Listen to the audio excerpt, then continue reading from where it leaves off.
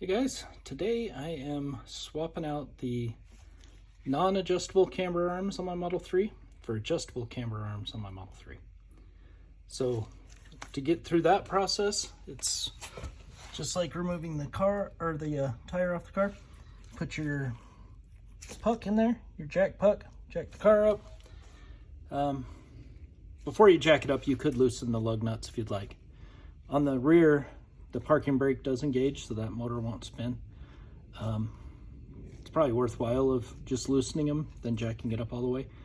But just take off the tire, removing the lug nuts. I've got another video on how to do that. But just pull the tire off. And then at the top, the camber arm anchors right here, and it anchors right here. So it's a 21 or a 22 millimeter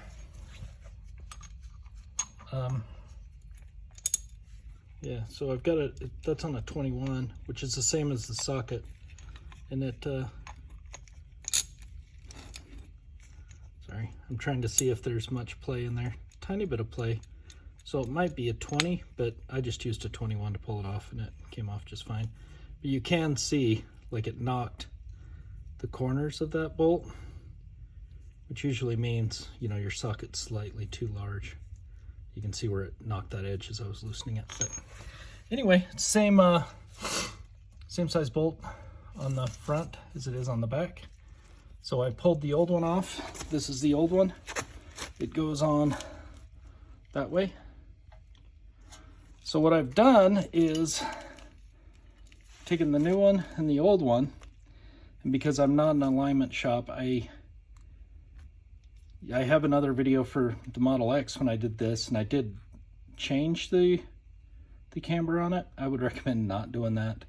It actually, because I had changed the camber, I had taken it, like on the Model S, the tires kind of, if this is the body of the car, right, the tires sit that way, and that's why you're getting the wear on the inside edge of the tire.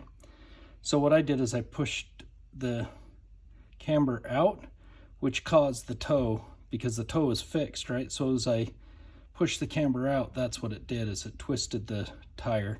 So the tires were actually kind of pointing in. So when I reversed it out of my driveway, I could feel that it just wasn't right. And so I took it back off, and then I adjusted the camber to match the camber of the non-adjustable arm, you know, exactly. So you'll see here, you know, I've lined up the bolt holes. And then I lined up the bolt holes. And just to make sure, you know, I got out a measuring tape, measured from the edge of the metal to the center of the hole, and then from the center of that mount point to the center of the mount point. And then I measured from the edge of the hole to the edge of the hole. And all of those line up exactly on this adjustable arm. So I'm gonna put this adjustable arm in, same way I took the old one out, right? Removing the nut, pulling the nut out this way, removing the nut, pulling it out that way. The bolt, right? The nut goes on this side because there's not enough room for the bolt to come out, right? So the nut's on this side, and then the nut's also on this side. So I'm gonna do the exact same thing, just in reverse. And what I do for these, and it's just my thing, you can do what you want, but the first bolt, if it's two bolts, right, the first bolt I take off, I put the nut on it. Second bolt I take off, I don't. And then that tells me the one with the nut on it goes on the front. The one with the not without the nut on the bolt goes on the back. So that's how I do it. You can also, I've done like metal trays, magnetic trays from like Harbor Freight, label them 1, 2, 3, 4. And then, you know, put all the nuts in those different ones, and then the first nut you take off goes into bucket 1, then 2, 3, 4. And then when you're putting it back, you just do it in the reverse. And these gloves are amazingly crappy. Anyway, so that's what I'm working on today. I've adjusted this arm. You'll see on this one, you know,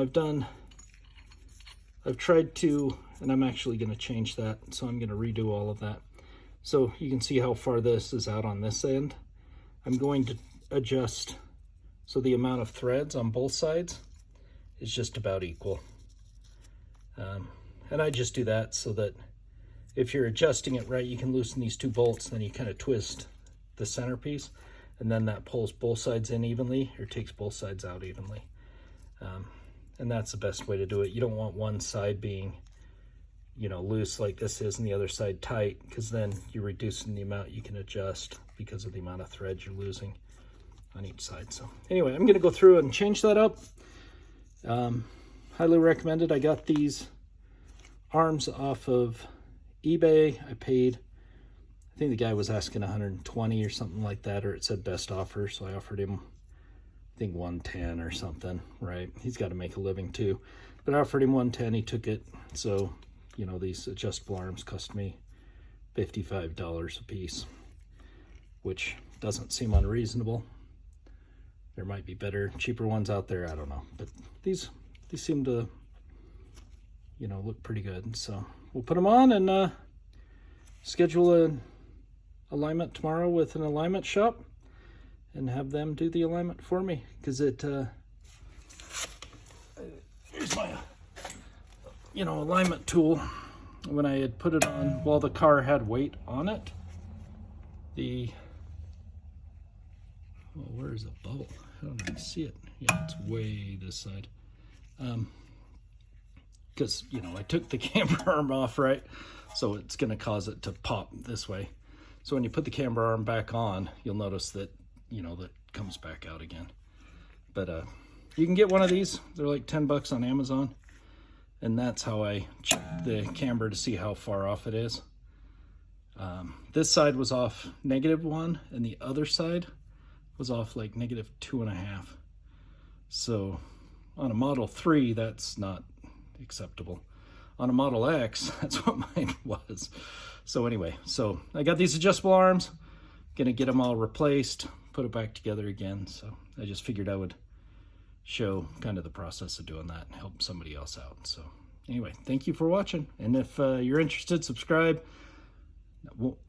I looked at the stats the other day, 99.9% of people who watch the videos are not subscribed. So anyway, thanks.